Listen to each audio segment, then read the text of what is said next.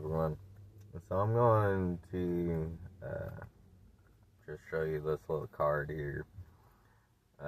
Been complaining a lot about police and whatnot, or how Oregon acts with laws and whatnot. But this is gonna be a little different on that end. Gotta give credit where credit's due, and Officer Hendricks gave me his card. First off, this guy's pretty straight. He's a code enforcer. Sorry for the backwardsness, but that's his information right there. Okay, I'm gonna pause here for a second. Go ahead and pause if you need to. Me and him got talking. He's had very similar issues being a code or compliance guy with he has calling thefts and whatnot, and he said about 2 out of 14 times he's called in something like I've called in. He's actually had a police officer come out.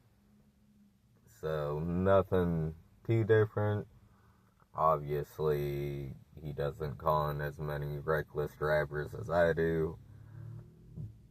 But nonetheless, he also gave me, or told me to look at this list here. So again, I apologize for it being backwards.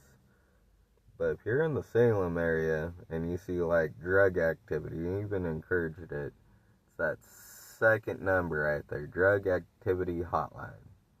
Okay, it's right here. So you can one from the bottom.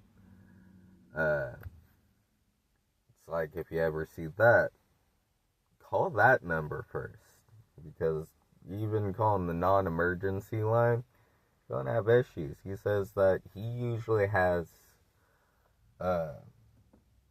better positivity with that. It might take a little bit longer since they're not directly the police. They'll ask you a bunch of questions, get a little bit more detailed so they can build a case to give to the police officers.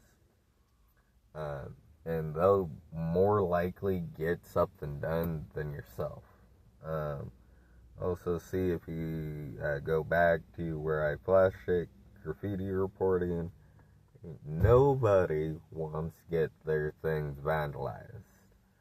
Obviously, try to get like proof and all that. It's also the building and safety permit application center on it for all y'all that need permits. Not sure what neighbor to neighbor is. That top number is the non-emergency line in the off chance you feel like you're being followed, or you get the shady cop that doesn't quite seem like a cop. You never know. Yeah, I've heard that happen where people actually impersonate officers. Seen some failed attempts to act like a police officer myself, but never in a circumstance where I need to call the cops. Absolutely. Again, I have a lot of issues with calling the cops on others. So, then if you need the court, like I said, I'd take a screenshot of that. Here's the list again, so you can get a nice screenshot. I'll even rotate it so you can get a nice screenshot of everything if it will focus on it. Hope you guys can read them numbers. Obviously, most of those are 503 zip code for those that can't read too well but can, script. Or scribe accordingly.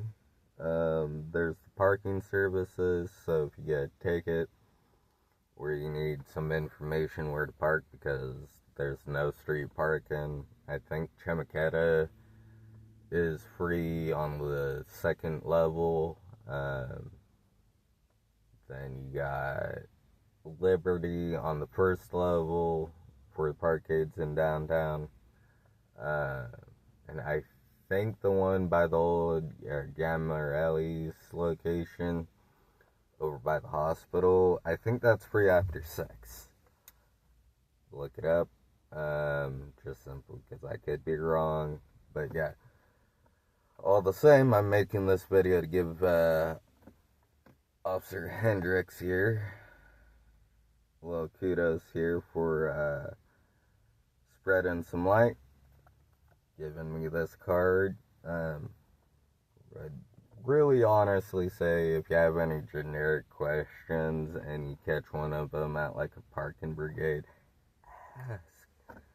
ask for one of these cards. They're business cards. It's nice just to have on your person in case you need a random number, because well, you never know. And also for any generic city questions like where to park, you need a parking permit, whatever the case is, that bottom number there is customer service center. They'll let you know where they're renting.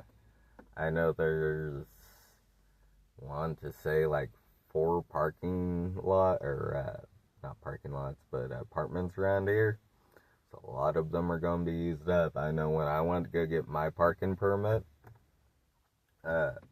they told me the paid for parking over at the park, which is oddly enough where I'm at, was full.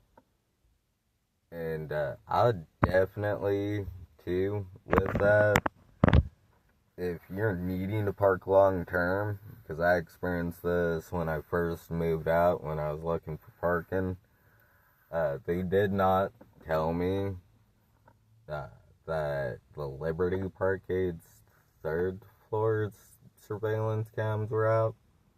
Which honestly, from what I hear about the cops will just say that entire floor is out. I've heard that from the hospital's end. I've heard that about the Liberty. Fight that stuff. Get a lawyer if you need to, if you get broke into. And explain the circumstance, because if you might not get your money back from the thief or a complete amount, but in a circumstance where they can prove or at least argue on the fact that you weren't made aware of down footage,